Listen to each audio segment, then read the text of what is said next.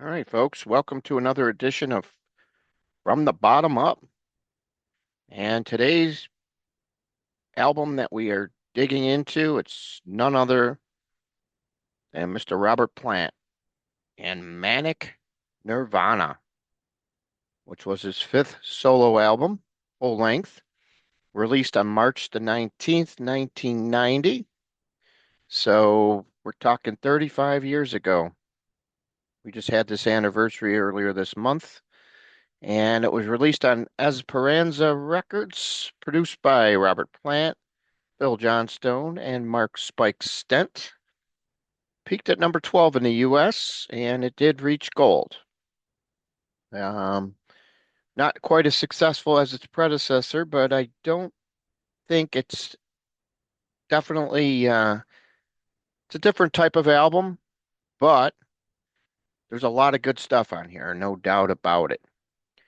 And we're going to do something a little different this time. We're going to actually mix in the bonus tracks. So we are doing all three bonus tracks that were initially released on the single The Hurting Kind, and they were recorded for this album sessions, but they just weren't used.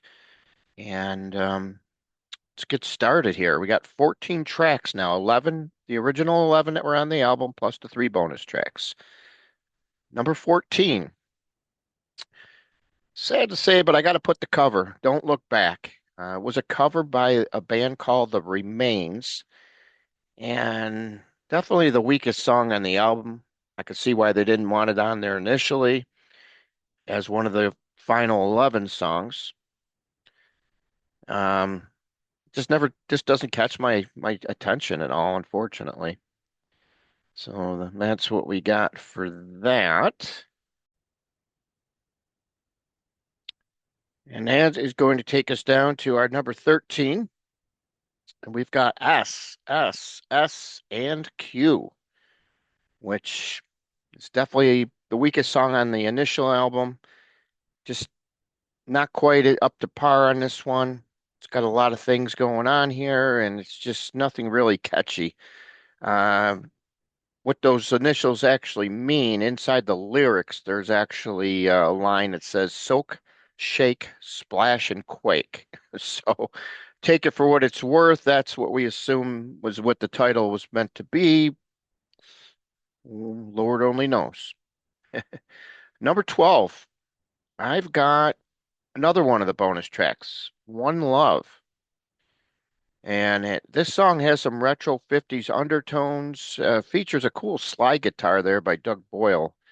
Um, yeah, this is kind of where the album really starts to pick up for me, actually, believe it or not. Just two duds, and then here we go, One Love. It's definitely a decent bonus track, no doubt. Would have fit nicely right on the album here for sure. Number 11, I've got She Said. Another decent song on this album for sure. This one is definitely one that stands out, and it was only available on the CD and cassette only. So that was another interesting thing about this song. And this was actually written by all five members of the band. We got Plant, Johnstone, Jones, Boyle, and Blackwell all credited on this one. And yeah, not a bad song. Got it at number 11. And we're going to go down to number 10, which is Big Love, which starts off with a great, memorable drum montage there by Blackwell. You know, Hurting Kind starts off the album and then it goes right into this song. The sequencing of the album is really good. Um, Big Love is definitely one of the songs that, as soon as it goes into that second song, the way the drums start off really brings it all. A good way to start it off. The song itself is decent, but I was hoping for more after that initial start off by Mr. Blackwell there. Nonetheless, number 10. And that's going to take us down to number 9. And I guess you can call this the title track. It's not the full title album, but it's got Nirvana we're talking about. And if you watched our Robert Plant ranking the top 10 songs that we just released this week, plug, Me and Davey Creighton from Creighton Classics went through the whole catalog of Robert Plant, and you might see this song on there at some point. Just a little hint. But I've got it at number 9 on the album.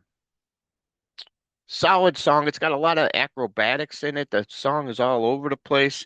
I hear a little in excess in it. I hear a little of this. I hear a little of that. There's a lot going on in this song, and definitely not a boring song by any means. So that's what I got at number 9. Number 8, we've got Your Ma Said You Cried in Your Sleep Last Night. And that, of course, is a cover tune that goes all the way back to 1961 when it was originally recorded by Kenny Dino. And his version hit the top 40. And yeah, this is another song that sounds like it came from another era, obviously, but Robert Plant kind of modernized it and put it into the 90s. But he still keeps a lot of the phrasing and a lot of the original song in its intactness. Several Zepp songs kind of recommend you can hear the lyrics of reference Zeppelin songs in the part of it there. Believe it or not, this was actually the second and final single that was released, and that I didn't even know because the radio never touched it around here. But it did peak at number 8 on the U.S. mainstream.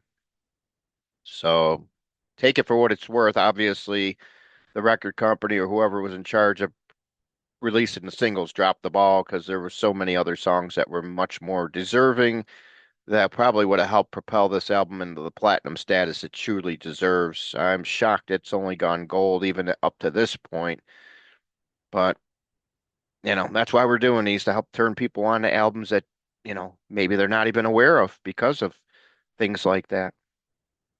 All right, number 7 might surprise some people, but I've actually got the first single, Hurting Kind. I've got my eyes on you. A lot of airplay on this one. It hit number 1 on the U.S. mainstream and was only number 46 on the Billboard charts, but a decent song. I would say it probably ranks in the top 30 of Robert Plant's solo career. I like it. I just don't like it as much as I like many other ones. That's all. But a solid song nonetheless. So that's going to take us down to number 6, which will shock a lot of people here. We're picking the last bonus track.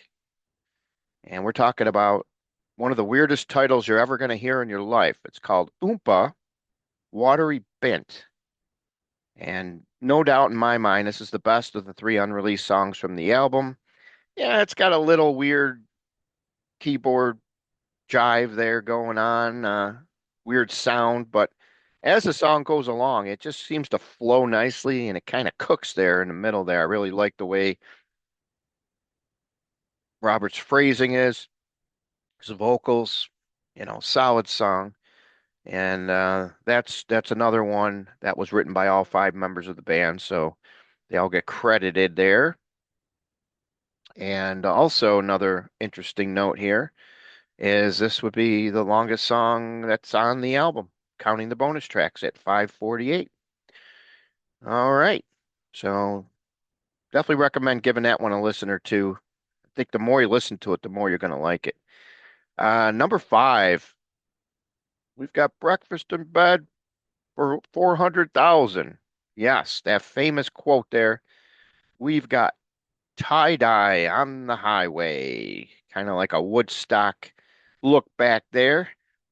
And this one was just written by Robert Plant and, of course, Chris Blackwell on drums.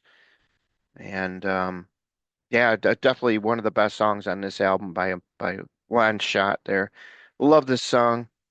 I just love 4 more above it better. But Tie Dye on the Highway definitely is a great song. Definitely recommended.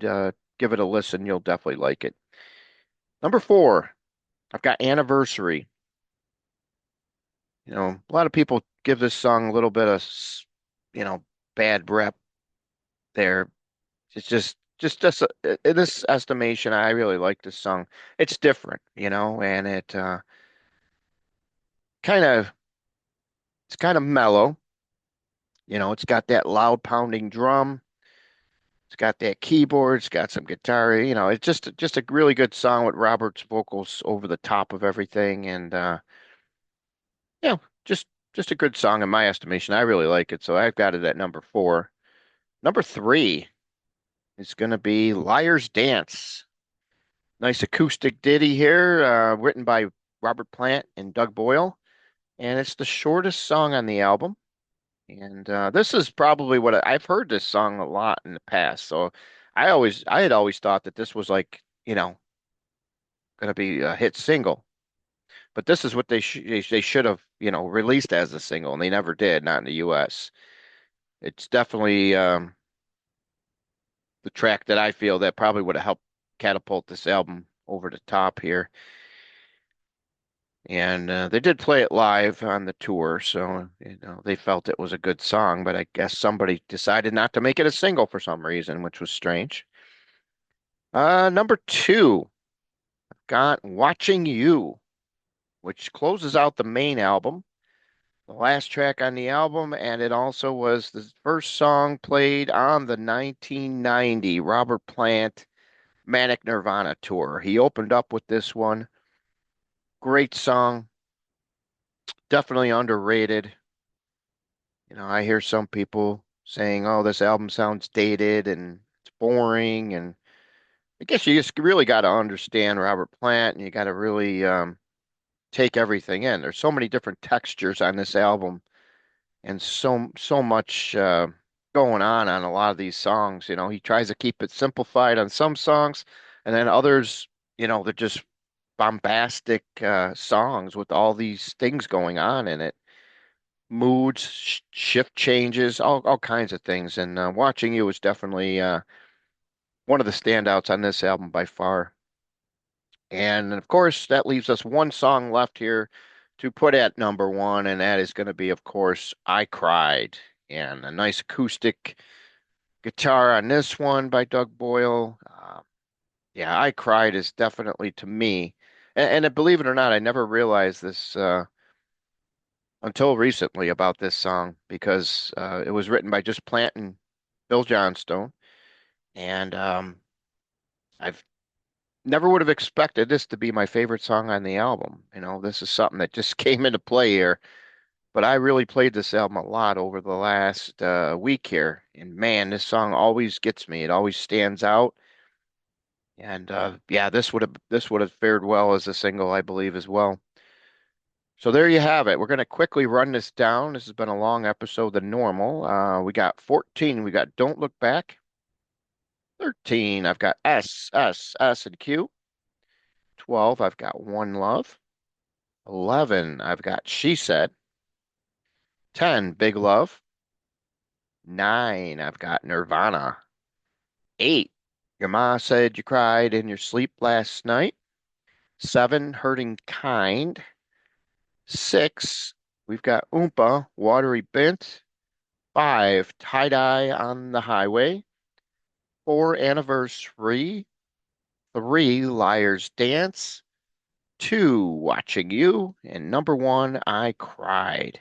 And that'll do it for this episode. We definitely recommend giving this album a really close listen. I think you're going to really enjoy this one.